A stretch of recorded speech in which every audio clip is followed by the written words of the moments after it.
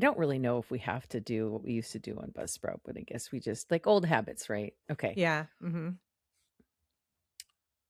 The road to hell is paved with good intentions, Chaos Kids. I'm Naomi. I'm Amber. This is Crime, Wine, and Chaos. I fucking hate I hate when people allege good intentions.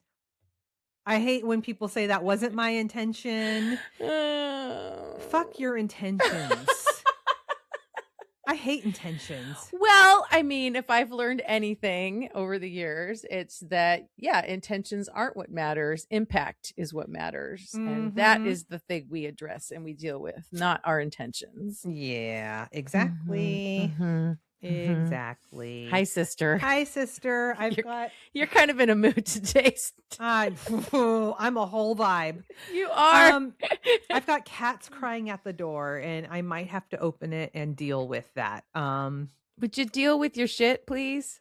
Listen, I don't know. Sometimes what's worse is listening to the incessant crying or having literally cats all up in my fucking business while I'm trying. Jack has attachment issues, which is really cute. He's like, we have to be holding hands at all times. I'm not kidding. He sits next to me and we hold paws. It's very sweet, but it's also like, buddy. Oh my God. Well, whatever you decide, I support you. I'm going to open the door because I'm already annoyed with Okay. All right. Open the door.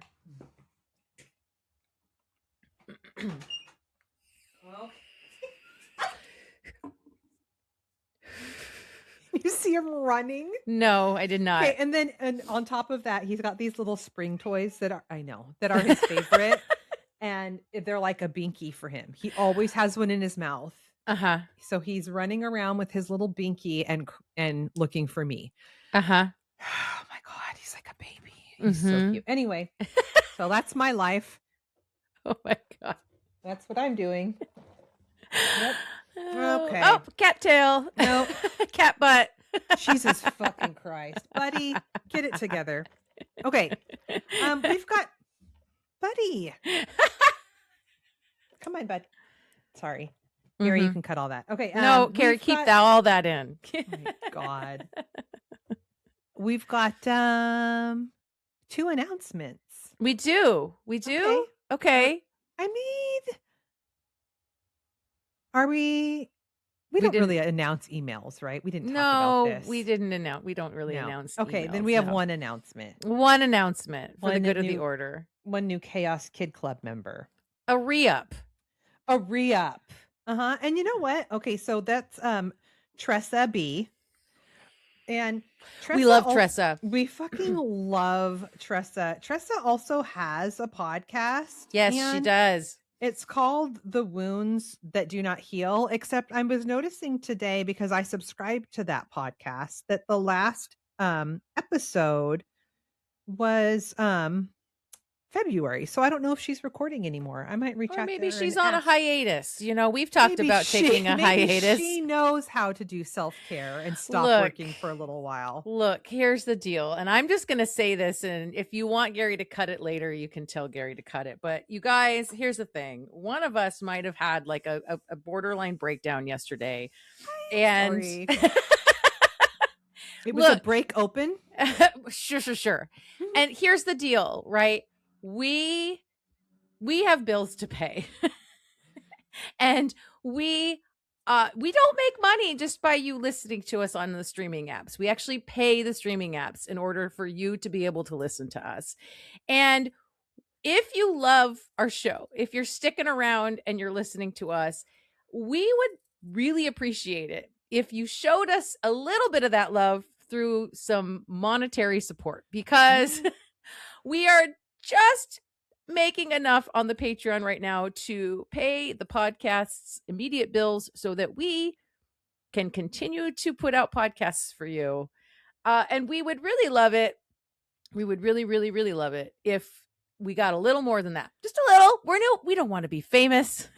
We don't want to go viral. For yourself. Well, yes, look, I don't want to go viral. I do not want to be famous, and I do not want to go viral. But what I would love, we clearly didn't discuss business goals when we started this together. Sister, that is a careful what you wish for situation. That's all I'm saying. But what we would love is if we had a solid foundation of monetary support from our listeners so that we could do more than just get by. So anyway, I am just throwing that out there. Patreon.com, yakety yak /that back. It's $5 a month. Is the lowest tier is $5 a month. And you get a bonus episode every month, and you get new episodes a day early every week. And we do a virtual wine night once in a while where we can all hang out and chit chat, and it's a good time. And we would appreciate it so much. And that is another reason why we love Tressa so fucking much. So thank you. Thank you. Thank you. It's morning time, so I'm drinking coffee. Uh-huh. Oh my God, I almost logged myself out. Did you see what just happened? No. Oh my God. That was have you wild. had enough coffee? Maybe you got too much sleep. No, yeah. I don't think so. Do you have a crime for me, though? I do have a crime. And this was actually a recommendation from Gary, our audio editor. Oh, Gary, cut this out. Gary showed me, I didn't even notice it in there, but in our shared Google Drive, Gary has a little document going of Gary suggestions. I just saw that like yesterday, and I was like, is that new? Where did that come from? I didn't know. Yeah. So this is one of them. Okay. All right. So I am going to tell you, I'm calling it the murder, even though nobody has been charged. It really is the death of Robert Eric Wone, but I think it was a murder. Okay. So let me tell you about Robert. Okay. Robert Eric Wone was born June 1st, 1974 in Manhattan and raised in a townhome in Sheepshead Bay, Brooklyn. Okay. He was the oldest of two sons born to William and Amy Wone, a fourth-generation Chinese-American family whose great-grandparents had immigrated from China in the late 1930s. Okay.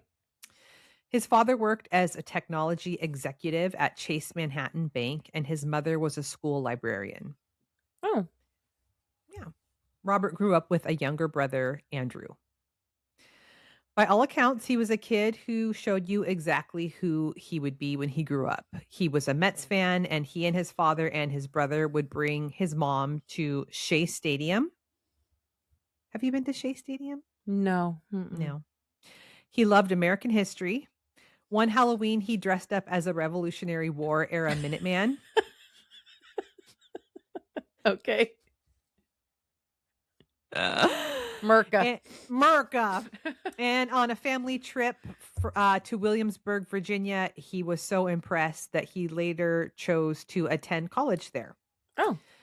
As a teenager, he volunteered at the district office of then Congressman Chuck Schumer. Okay. He graduated valedictorian of Xaverian High School, then headed to the College of William and Mary as a James Monroe Scholar, where he studied public policy and received the Algernon Sidney Sullivan Award at commencement. Smarty pants. An honor recognizing, in the university's own words, heart, mind, and helpfulness to others. I heard that. My cat? I'm sorry. Jack? Let's dial it in, buddy. Okay. People who knew him at every stage of his life described the same small, consistent habits. He kept a running spreadsheet of all of his friends' birthdays, so he'd never miss one. Oh my God. I know. He would drop change into parking meters that were about to expire so a stranger wouldn't come back to a ticket. Stop it. I know. And he never looked for any recognition. One college friend would later say he was always the man behind the curtain, making magic. Oh. I know.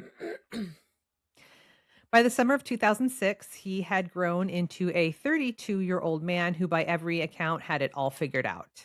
After William and Mary College, he went on to law school at the University of Pennsylvania, graduating cum laude. then clerked for a federal judge before joining the prestigious firm Covington and Burling, a firm so respected that future U.S. Attorney General Eric Holder worked there too and knew Robert personally. Okay. Uh-huh. Robert's going places. Mm-hmm. I mean, no places I want to go, but places nonetheless. Right? Yeah, I mean, yeah. By 2006, Robert had moved on to become a general counsel for Radio Free Asia, a nonprofit broadcaster based in downtown DC. Okay. He was active in the Asian Pacific American Bar Association and was about to be sworn in as the organization's president. He was, by the description of everyone who knew him, gracious and steady, the kind of person who shows up. Okay. I love him. He sounds like a good dude. I know. In June of 2003, Robert married Kathy. They settled into a home together in Oakton, Virginia, a quiet suburb outside of the city.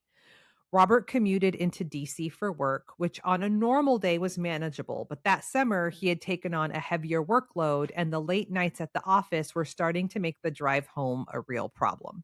Mm-hmm. Within the Asian American legal community in DC, Robert was a known and respected figure, someone who people pointed to as a model of how to build a career while staying genuinely engaged with the people around you. Wow. His upcoming presidency of the Asian Pacific American Bar Association wasn't a ceremonial title he'd been handed. It was something colleagues said he'd earned through years of quiet, consistent involvement. Mm-hmm. On the night of August 2nd, 2006, Robert ended up making a decision that should have been completely normal. Okay. He didn't want to wake his wife Kathy up by coming home in the middle of the night after working super late. So he called up an old college friend, someone he had known for many years and someone that he trusted who lived in the city, and asked if he could crash at his place for the night. Okay. This friend was Joseph Price. And Joseph was like, yeah, sure, come on over. Mm-hmm.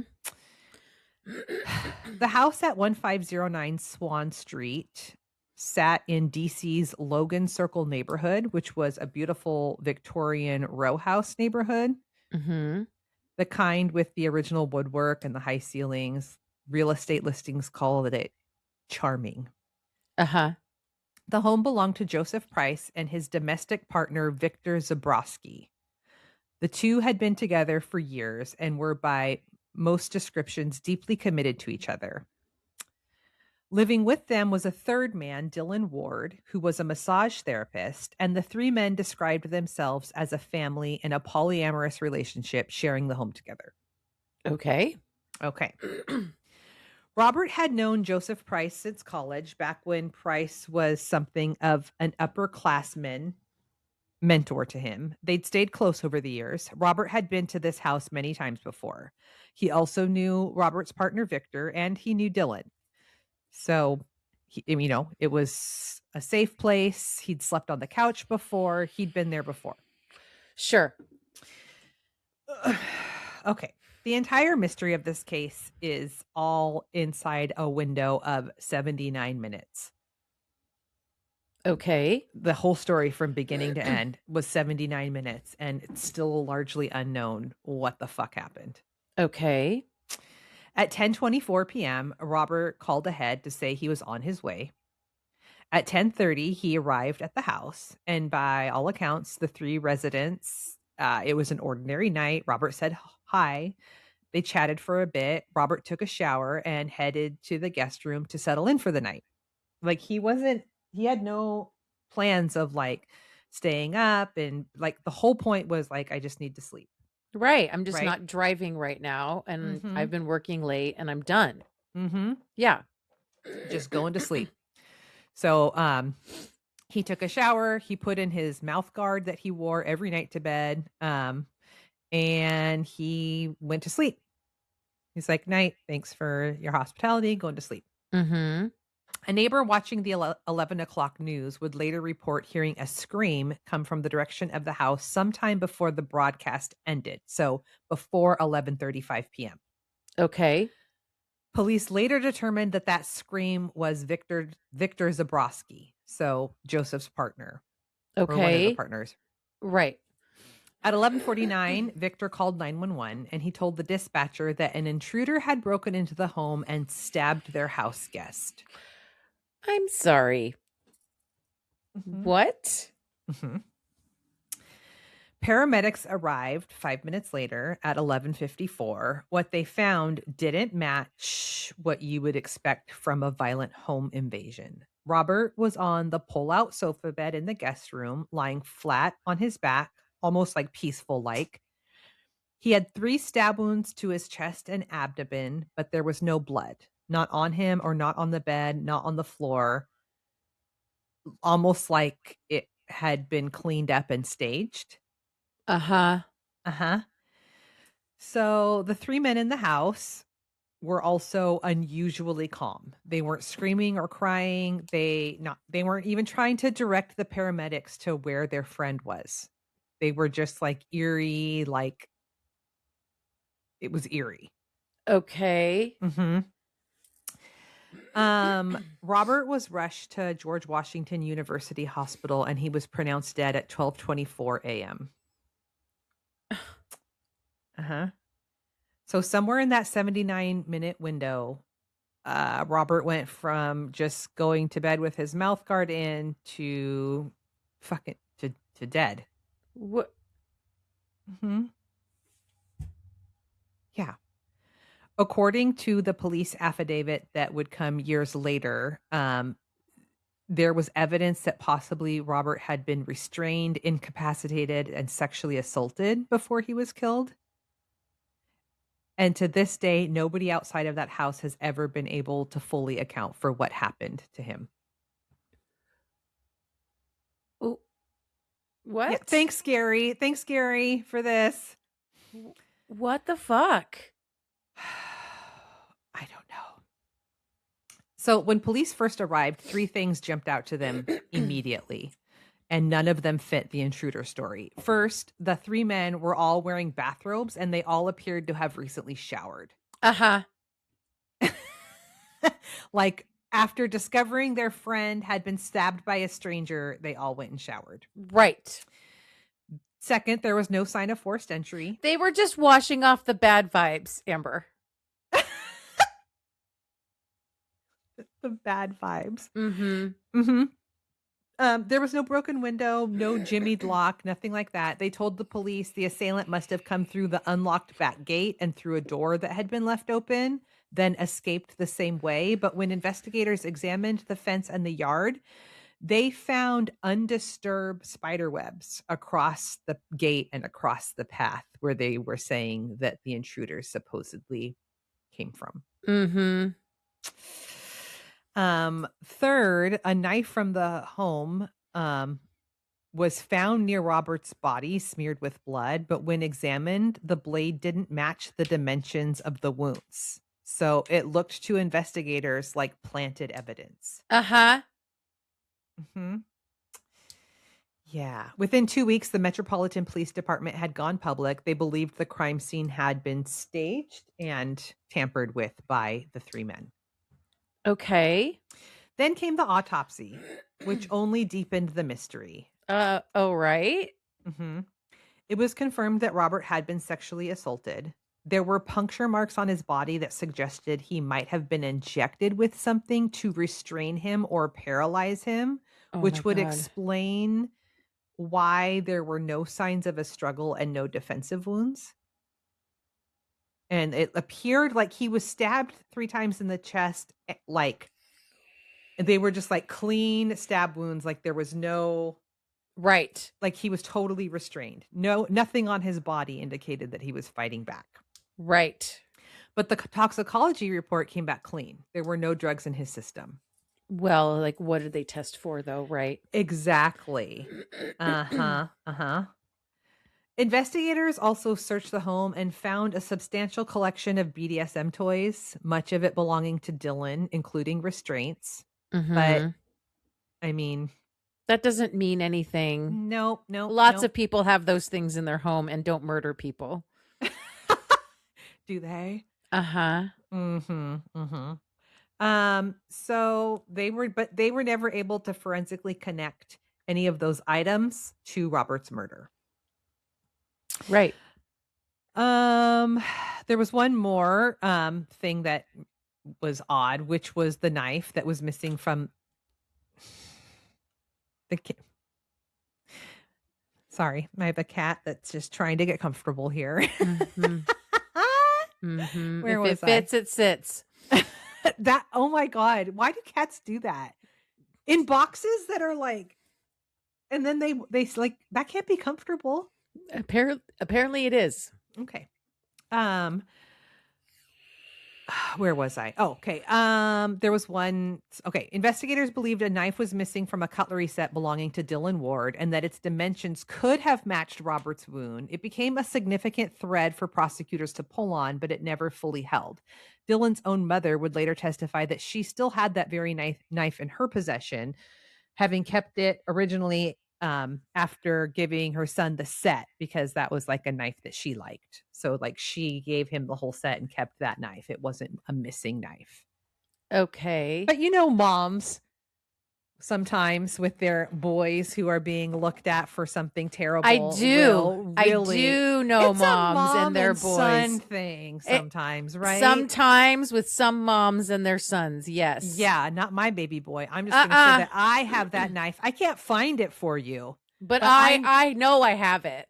I know for sure it was that one from the block too, because that was my favorite knife. Mm-hmm. I gave him a whole set but I kept this one for myself. Yeah. Okay, Mom. Yeah. So all three men agreed to be interviewed by the police the night of the murder without attorneys present. Those interviews were recorded and portions would later be played back in court and, also featured in documentaries about the case. According to attorneys who later represented the men, detectives made it clear early on that the three housemates were the primary suspects. The questioning, by their account, grew pointed and sexually charged, and the investigators wanted to know about the nature of the men's relationship, what happened in that guest room, and where Robert had been a willing participant in anything beyond, and whether or not Robert had been a willing participant in anything beyond sleep.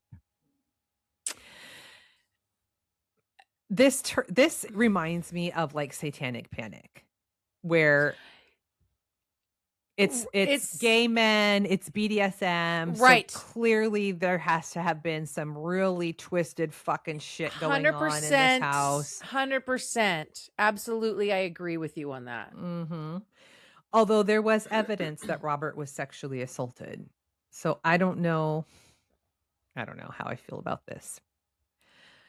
3 days after the murder, the department's gay and lesbian liaison unit was brought into the investigation. The unit's involvement was confirmed, but they declined to elaborate publicly on what their role was, probably to help mitigate these three suspects from being fucking railroaded. That's usually why they're brought in. Mm-hmm. For a case already drawing intense scrutiny, this added another layer of public conversation. The Washington Blade would later note that the case had captured particular attention in the gay community, specifically because it had unfolded inside the home of a prominent gay couple, and there were real concerns about whether bias was shaping the investigation. Of course it was. Of course it was, but also, what the fuck happened that night? Because that sure looks like murder to me. For sure. The three men maintained the same account. An intruder broke in and attacked Robert and fled. They denied any sexual relationship with Robert. Robert's own family described him as straight and happily married. His marriage to Kathy was not in question for anyone who knew him. Well, okay. That is...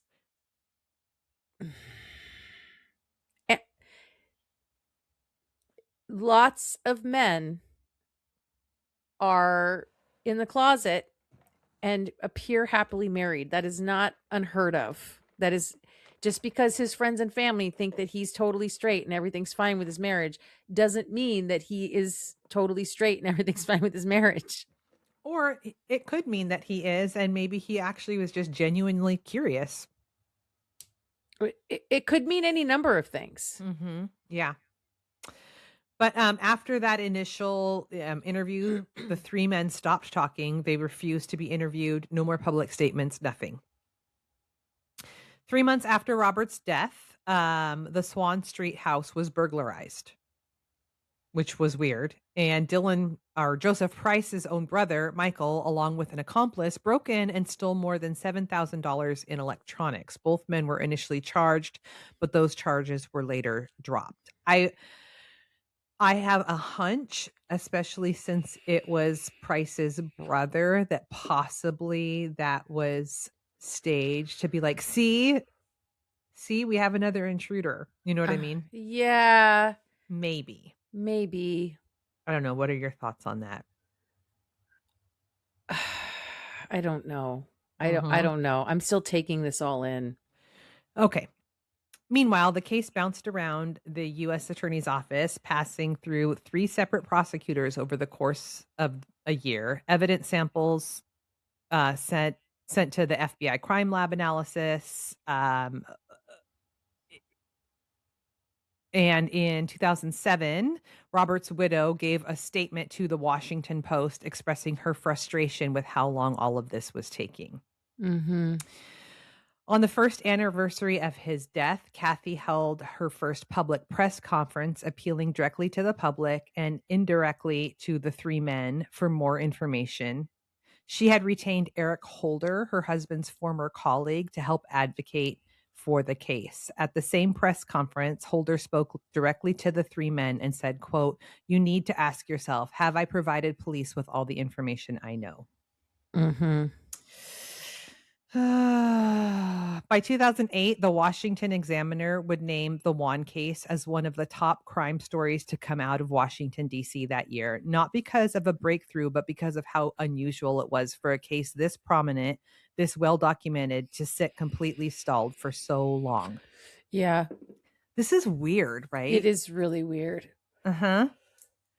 Finally, in the fall of 2008, more than 2 years after Robert's death, prosecutors filed charges. Price, Zabrowski, and Ward were charged with conspiracy, obstruction of justice, and tampering with evidence. Okay. The theory being that even if prosecutors couldn't prove which of the 3 of them killed Robert or whether all 3 were involved, they could prove the men had worked together afterwards to protect whoever was responsible. 100%. Mm-hmm. The supporting police affidavit, when it became public, was stark. It stated investigators believed there was evidence far beyond probable cause that Robert Wone had been restrained, incapacitated, sexually assaulted, and murdered, and that the 3 men had altered the crime scene, planted evidence, delayed reporting the murder, and lied to police about what had actually happened that night.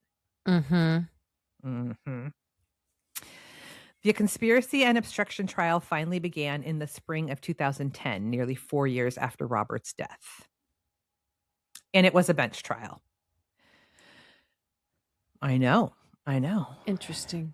I know. The trial itself stretched on for weeks, and it became a strange spectacle because prosecutors leaned heavily on the BDSM items found in the home. Oh, that was a bad move on the part of the prosecution. Mm-hmm. That was not the move, you guys. Yeah, they attempted to sort of paint a picture of what might have happened to Robert that night, even without being able to forensically tie any of those specific items to his death. Like they're stretching. They already said that. They're stretching. They're really stretching. Yeah. The defense pushed back, arguing that the prosecutors were using the men's private sexual lives to prejudice the court rather than proving the actual charges in front of them. Exactly. Yeah. The defense is not wrong. Mm-hmm. The defense brought in forensic scientist Dr. Henry Lee, famous for his work on the O.J. Simpson case. Mm-hmm.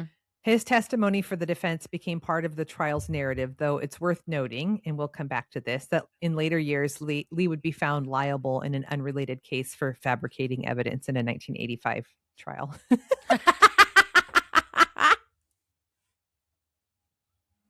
Okay. Mm-hmm. None of the 3 defendants took the stand to testify in their own defense. Smart. On June 29th, the judge came back from deliberating at his quarters. Judge's chambers to deliver a verdict. She spoke from the bench for almost an hour to explain her reasoning. Oh, whoa. Mm-hmm. God, they can be fucking flowery, judges. They really sometimes like to hear themselves talk, don't they? They really do. Yeah. Yeah. She found all three men guilty on every charge: conspiracy, obstruction of justice, and tampering with evidence. But she did not stop there. She told the courtroom directly that she personally believed the men knew who killed Robert Wone. She just wasn't convinced beyond a reasonable doubt that prosecutors had proven they committed the specific offenses they'd been charged with. Kathy Wone had already filed a wrongful death suit against the three men back in November of 2008, seeking $20 million. The civil suit leaned heavily on the police affidavit alleging the men had negligently failed to get Robert help after he was injured, destroyed evidence of his murder, and conspired to obstruct the investigation. In the civil proceedings, all three men invoked their Fifth Amendment right repeatedly on every question. I mean, look, they have the fucking right. They have the fucking right. Mm-hmm. Even the question, did you kill Robert Wone?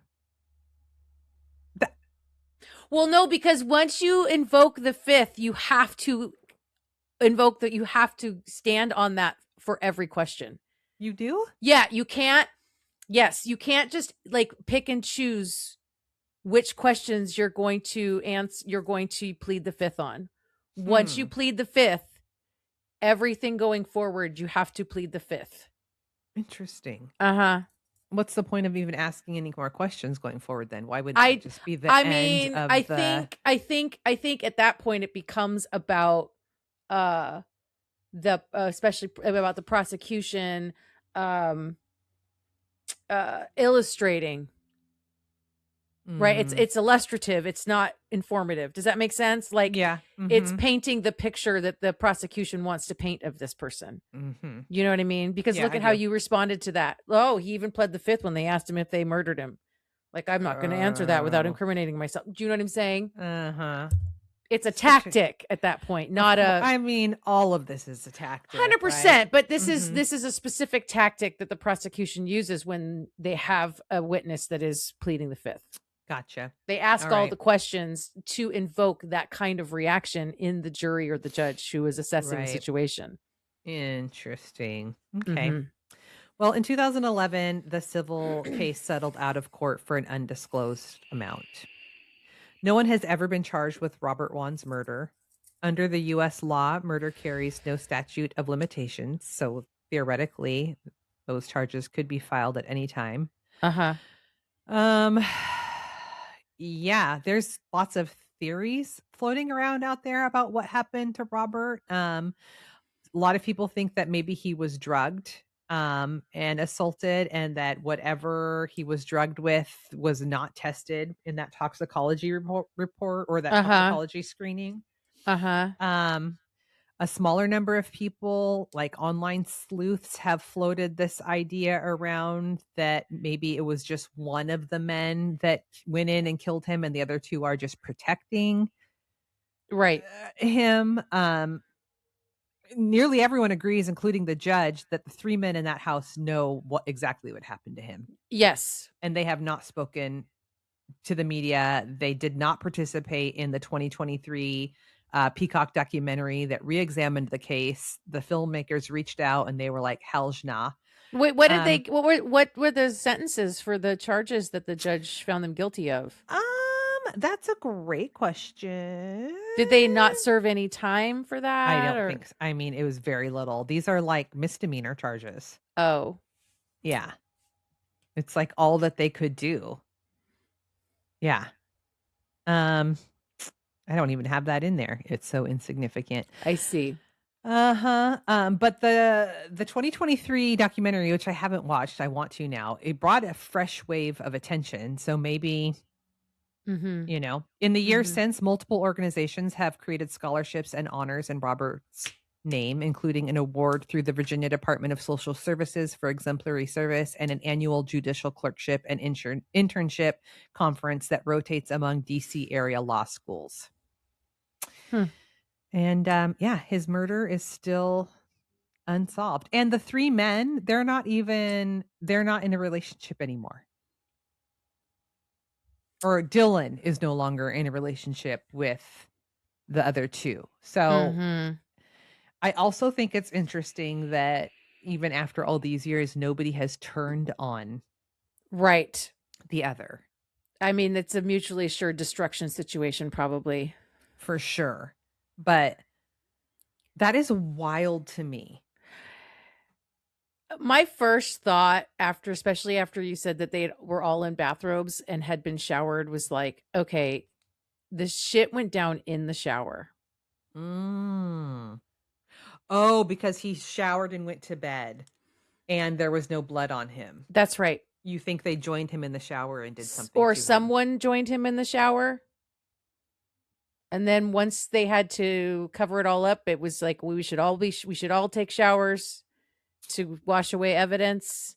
But the fact that there was no blood anywhere around him or on him, he might have even, like, did they say what he died of? Did he die from the stab wounds? Yeah, one of them was like went straight into the heart and he died.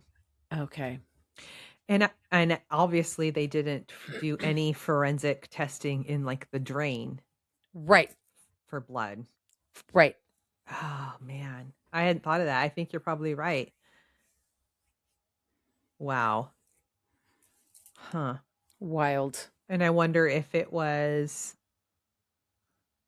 I don't know, who knows, an unwanted shower visit and they didn't like how Robert responded to that. Who knows? Oh my God. It's so sad. That is really wild. That is a wild case.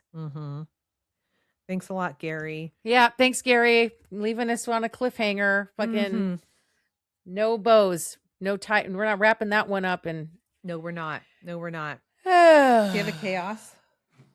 I do. Okay. I do. I have themes. What's the theme today? Well, I'm going to tell you about a woman named Renee Bach. Okay. Renee Bach once described herself as a super plain Jane, straight up white girl. Oh. Renee was raised in a Christian family in Bedford, Virginia by her parents, Lori and Marcus, homeschooled. Renee's parents ran an equine therapy program out of their barn while their children were growing up. When Renee was a teenager, her aspirations were conventional. She wanted to get married and have 5 kids. But not long after she got her high school diploma, members of her church told her that an orphanage in Jinja, Uganda, needed volunteers. A town of 80,000 people on the northern edge of Lake Victoria, Jinja is a bustling place where people sell bananas and backpacks from stalls along red dirt roads, and hired motorcycles weave around crammed minibuses decorated with pictures of Rambo and Bob Marley. Renee arrived in Jinja in 2007, joining a large missionary community. She was there for 9 months. When she got home to her parents' house, she didn't know what to do with herself. She explored her college options, possible career paths, and then, according to Renee, she had an almost supernatural experience. Quote, "It became really clear, as if God was like, you're supposed to go back to Uganda. This sounds like such a white savior thing to say, but I wanted to try to meet a need that wasn't being met." Renee raised money through her church to start a feeding program offering meals to children in Massis, an impoverished neighborhood on the edge of Jinja. She searched for headquarters there, but struggled to find a house to rent. Massis is on the side of a hill, and all the homes are made of mud. When it rained, the houses would wash away. Through a friend, Renee found a sprawling concrete house for rent from a government official who was away in Entebbe, and she started off by offering free lunch on Tuesdays and Thursdays. Renee hired a few people to cook, to serve food, and to help with activities like craft day and Bible club. Oh, Renee. By the end of the first year, Renee estimates she was feeding 1,000 kids a week. Okay. The kids Renee was feeding were often also sick, but none of them could see a doctor. No one could afford it. Uganda's public hospitals often charge not just for medicine and care, but also the use of basic supplies like rubber gloves and syringes. For many families, even the cost of getting to the hospital is prohibitive. Renee would often drive sick kids to the town's pediatric hospital and pay for their care. In the fall of 2009, Renee received a call from a nurse at the pediatric hospital who told her that they had some kids they were refeeding, a term used to describe the process of bringing back to nutritional health after severe acute malnutrition. Refeeding. Okay. The nurse told Renee that the kids had been at the hospital for a long time and could no longer pay for treatment, but that they were medically stable, and she wanted to know if Renee could take them into her feeding program. The hospital promised a nutritionist would visit every week to check on them. 3 toddlers and their guardians came to live with Renee. Okay. Renee started to think maybe this was actually why God had sent her to Uganda, to care for malnourished children. She decided she could hire a nutritionist to educate their parents, then ask families to help in her community garden. This way, they would be giving back to their child's recovery, not just getting a free handout, and learning at the same time. Or at least that's how she worded it for her blog.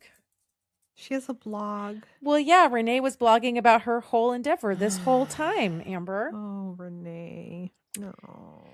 But her new program garnered a lot of response from the community. A 12-year-old came in with her infant sister. A neighbor brought in a baby she had found in a ditch. The mother was 15 years old, dying of HIV and tuberculosis.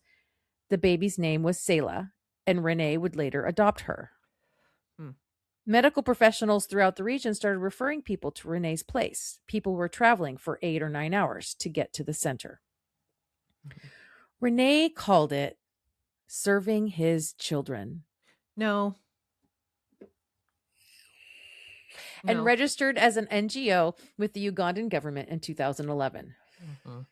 Serving His Children received a certificate to, quote, carry out its activities in the fields of promoting evangelism, provide welfare for the needy. Renee hired a Ugandan nurse named Constance to care for the children, and as she raised more money from America, she brought in more nurses and nutritionists, but hired no doctors. And she did not get licensed as a health center for nearly 4 years. Okay. Renee herself took control of much of the care that took place at the center. Oh. Renee. According to multiple testimonies from those involved with SHC, Renee conducted herself as a trained medical professional while working at the center, personally administering intravenous drips into the veins of patients and performing blood transfusions despite her complete lack of professional training. She's doing blood transfusions? That's right. That is terrifying. Renee allegedly ignored practices including hand washing and glove wearing, defied local doctors' orders, believing she knew better and that God would instruct her, carried out various procedures without oversight from a doctor, and based her practice on her gut feelings and the book Where There Is No Doctor, a Village Healthcare Handbook. She's doling out medical procedures through vibes. Yeah. Cool. Originally published in Spanish in 1970, Where There Is No Doctor covers illnesses such as diarrhea, malaria, bone fractures, ringworm, and others. There is an emphasis placed on hygiene, a healthy diet, and vaccinations. Updated editions include some additional information on other health problems such as AIDS, dengue fever, complications from abortion, and drug addiction, and also covers childbirth and family planning. In the British Medical Journal, a 1998 review said, quote, chances are that if you visited a remote district hospital in a developing country, you would find a well-thumbed copy of Where There Is No Doctor in its library. The book is intended primarily for village health workers, but generations of doctors and medical missionaries who have worked in under-resourced communities globally will vouch for its value in providing concise, reliable information. Okay. The book was referenced in a 2004 article in The Lancet. Quote, a community health worker may find a single copy of Where There Is No Doctor adapted and written in the local language more useful than access to thousands of international journals. In the Journal of the American Medical Association, a 2010 review said, quote, it is still not known if the book effectively improves health. However, in most of the world where physicians are not available and diseases are rampant, the status quo is unacceptable. Until better solutions are created, Where There Is No Doctor is probably a useful stopgap measure. Okay. It's not like there's not hospitals in Uganda. I was going to say, there is a doctor, though. She's ignoring them. When pressed later about the fact that Renee was caring for patients without any medical training, Renee explains that all her clients signed a release form, Amber. Okay. And the release form states that they understand that this is not a registered hospital and that it was only a nutritional rehab facility. Mm-hmm. Except the forms were in English, one of more than 50 languages spoken in Uganda, and many of these clients were illiterate. Oh, fuck.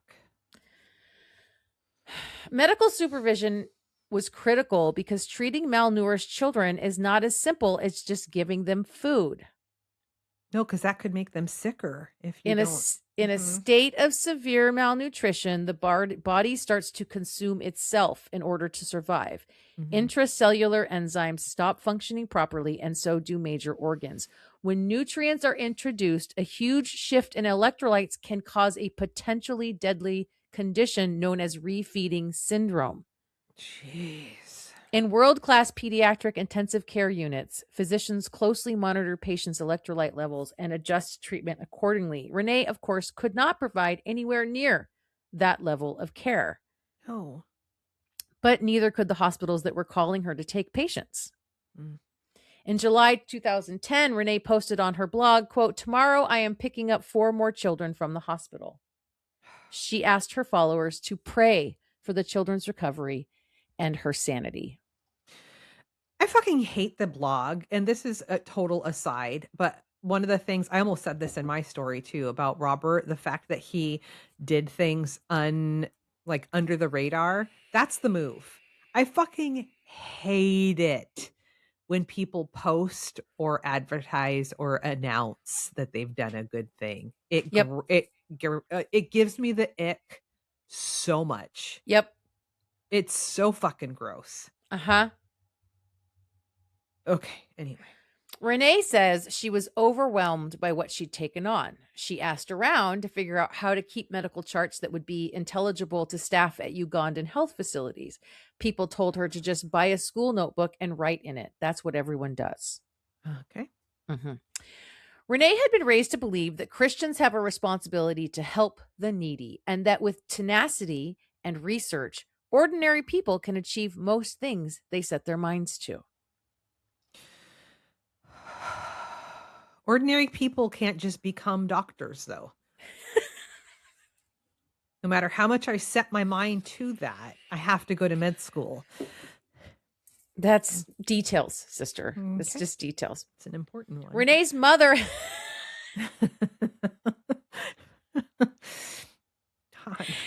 Renee's mother had taught her and her 4 siblings at the kitchen table using curricula from a Christian homeschooling service. A form that Serving His Children provided to volunteers contained a motto, quote, you don't have to be a licensed teacher to teach or be in the medical field to put on Band-Aids. Yeah, no, to put on Band-Aids, but we're not to do a fucking blood transfusion, Renee. Okay? My God. In the summer of 2013, Ziria Tuamba heard that there was a missionary health facility a few hours from her village in southeastern Uganda where a white doctor was treating children. She decided to go there with her grandson, Twalali, who was quite sick. At 3 years old, he weighed as much as an average 4-month-old. His abdomen and feet were swollen like water balloons. All over his body, patches of darkened skin were peeling off. At a rural clinic 6 months earlier, he had been diagnosed with malnutrition, but the family couldn't afford the foods that were recommended. Tuolali was his mother's sixth child, and she was pregnant again, way too pregnant to make the journey to this missionary facility called Serving His Children. Mhm. In an affidavit that Ziria signed with her thumbprint in 2019, because she's illiterate, Oh, yeah. Mhm. she said they were received by a white woman later known to her as Aunt Renee. Yuck. She saw the woman inject something into Tuolali's head and connect tubes and wires from baby Tuolali to a machine. Days later, while Ziria was doing laundry in the clinic's courtyard, she overheard a woman say, "What a pity her child has died." No. Soon, Aunt Renee came downstairs holding Tuolali's lifeless body wrapped in white clothes. Oh, what did she inject in his fucking head and why? I have no idea. Tuolali was one of more than 100 babies who died at Serving His Children between 2010 and 2015. 100 children?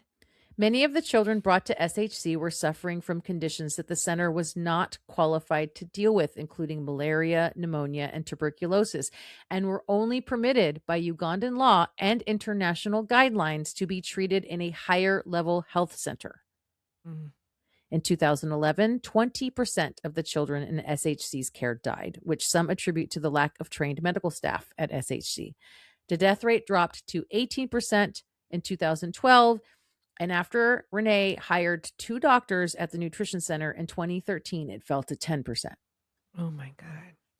Renee Bach, who was not a doctor but a homeschooled missionary and who had arrived in Uganda at the age of 19 and started an NGO with money raised through her church in Bedford, Virginia, said she felt called to Africa to help the needy, and she believed that it was Jesus's will for her to treat malnourished children.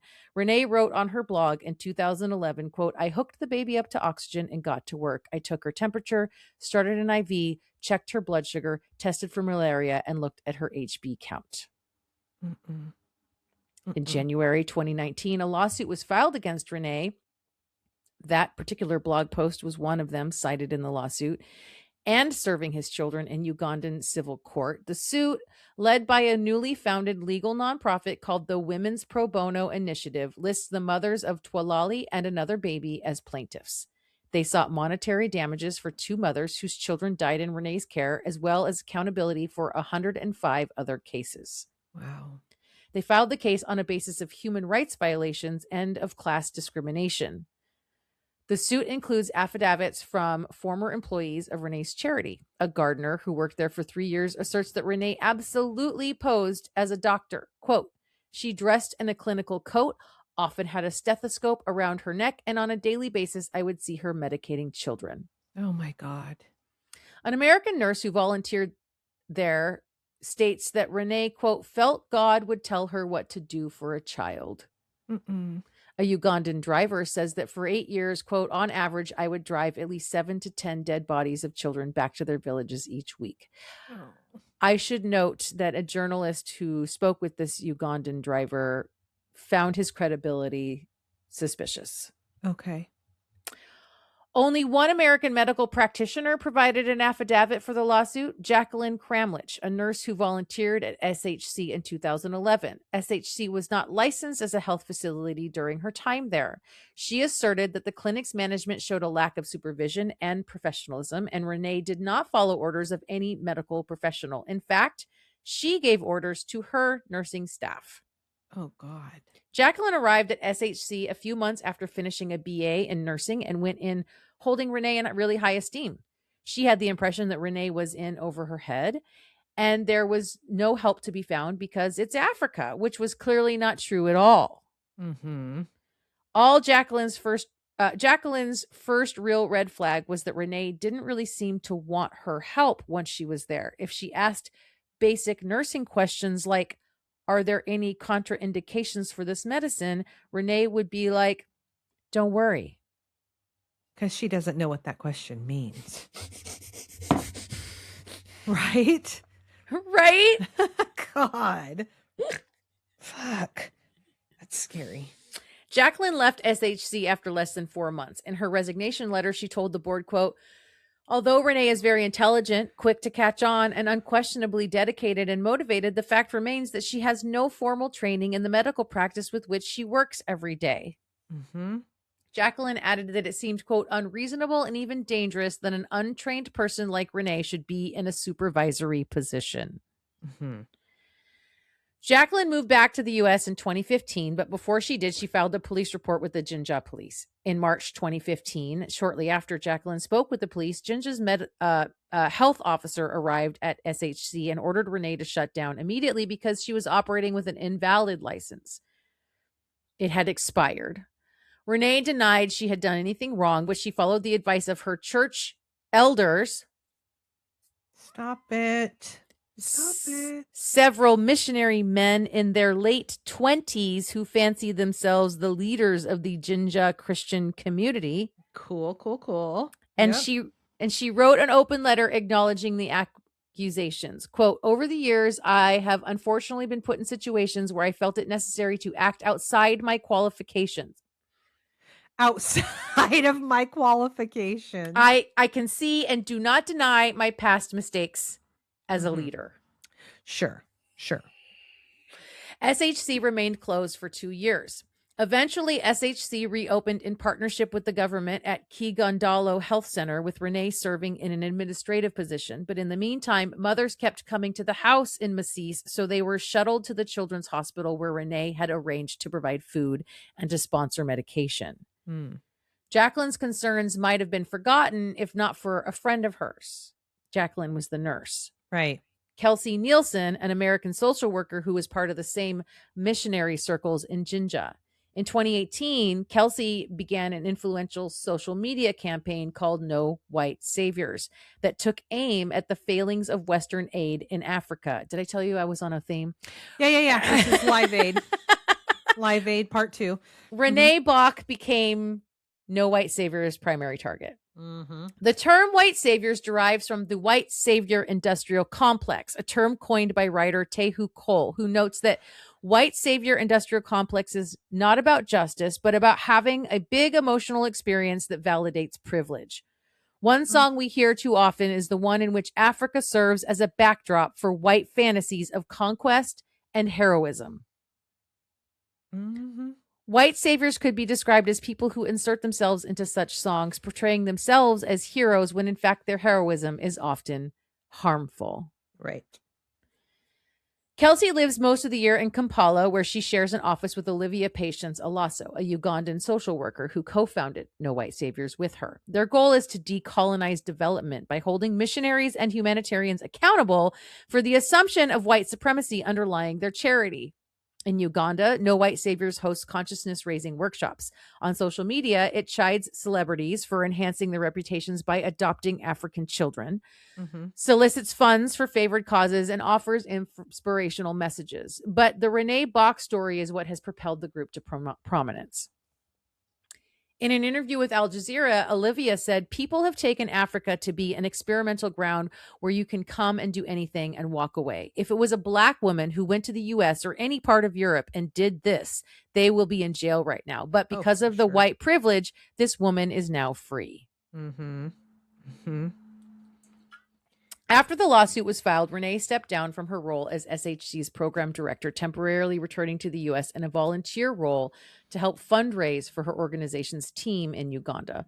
Oh, no. Renee made only one televised appearance in response on Fox News.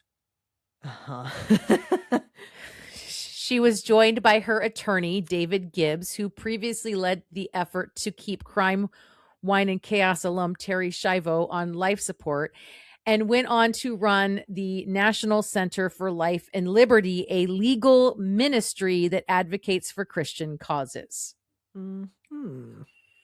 Cool. Renee said that over the years, she had assisted Ugandan doctors and nurses employed by her organization in emergency settings and in crisis situations, but had never practiced medicine or represented herself as a medical professional. Bullshit, Renee. Bullshit. Renee firmly denied what she called the tough allegation against her. She had used the first person on her blog as an act of creative license because a simple narrative appealed to donors. In fact, she had a Ugandan medical team by her side at all times. She said, I was a young American woman boarding a plane to Africa, inexperienced and idealistic, working on an intractable problem. My desire to go to Uganda was to help people and to serve. The road to hell. Sure. In July 2020, the lawsuit was settled out of court. Each of the mothers received $9,500, and SHC was deemed not responsible for either of their deaths. Renee stated that she believed the lawsuit was a result of a personal vendetta by a former employee and members of the community that just didn't like her. No White Saviors helped 4 other families raise funds for legal fees for a second suit filed in January 2021. That same year, Renee announced she would no longer practice medicine in Uganda and dissolved SHC. Following the first lawsuit, the Uganda Medical and Dental Practitioners Council conducted an independent investigation. They were, quote, unable to support allegations that children died in large numbers due to the services of SHC and did not find evidence that Ms. Renee Bach, director of SHC, was treating children, and stated that the local community and health workers were appreciative of her work. Okay. By this time, Renee was back home in Virginia, 2 adopted Ugandan children in tow. After HBO aired a 3-part docuseries on Renee in 2023, which I really want to watch, but I won't pay HBO any money. Savior Complex was the title of the show. She seems to have quietly moved on with her life, although in an interview for The New Yorker in 2020, she said she wanted to take her children away from her hometown because of the racism there and lack of other Black people, her older daughter being the only Black kid in her entire school.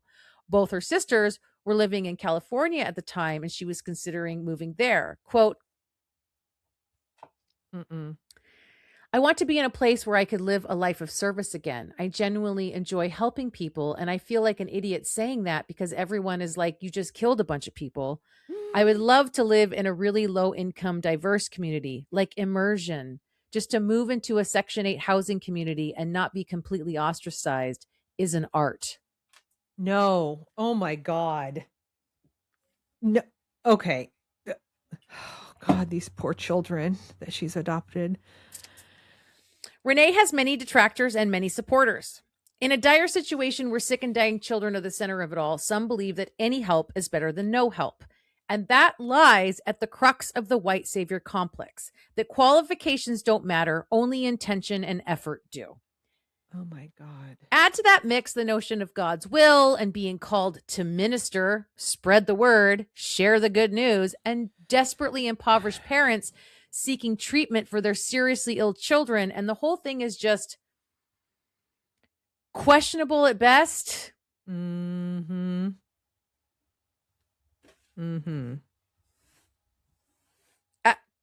didn't even know how to end this. So that's the end. That is Renee Bach. Does the No White Saviors organization have anything on their website about appropriate ways to be helpful?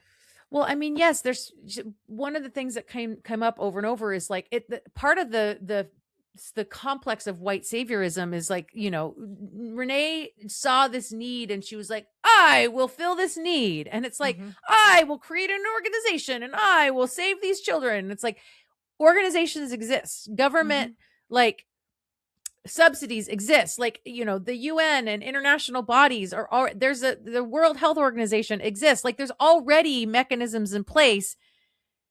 There's ways to do it that don't include you inserting yourself into what immersion for the experience of, you know what I'm saying?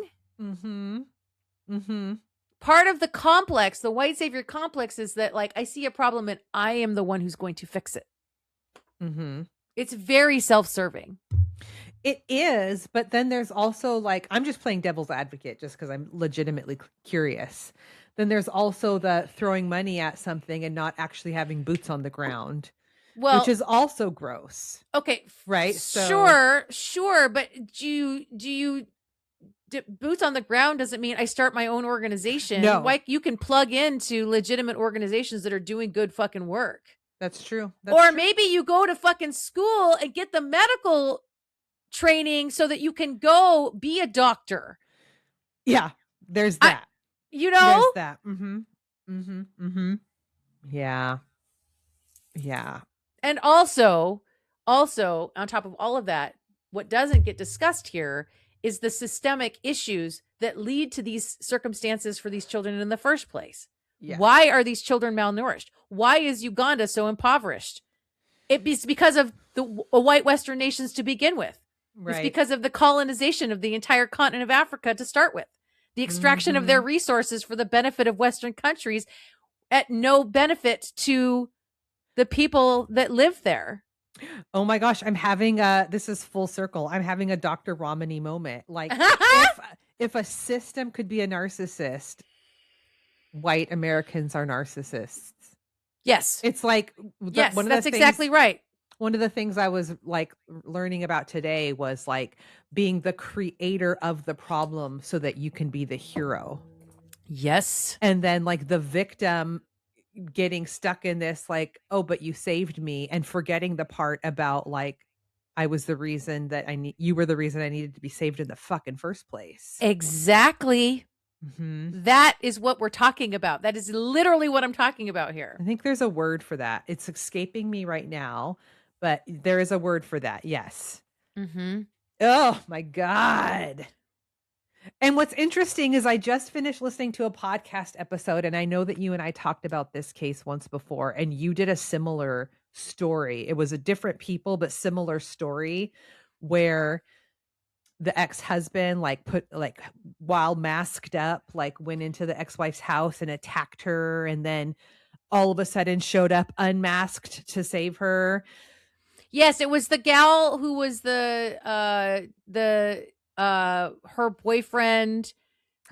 She ended up being found dead in her bed because he shot her from outside. But like the day prior or a few days prior, she had called him because she'd seen somebody prowling around outside the house, and it was him. Yeah. Yes. Yes. This whole idea of being the one to start the problem so that you can be the hero of it is right. That is what the Western world does. Like that's literally what the white Western world does. All over the globe, but especially on the continent of Africa. God, I hate everything.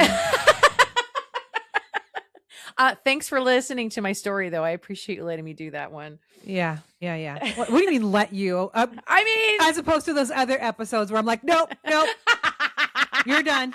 La la la la la. I can't hear you. Yep, I'm gonna go in the other room. You tell the listeners, but I'm not sticking around for this. I mean, in the sense that, you provided a platform for me to be able to tell this story, sister. I mean, I appreciate it. I do. I know you do. I do. And I appreciate everybody who listens and supports us. And I'd appreciate you even more if you joined the Patreon and join the club. Yakety yak / that back. Do it. Crime, Wine, A&D Chaos. Go.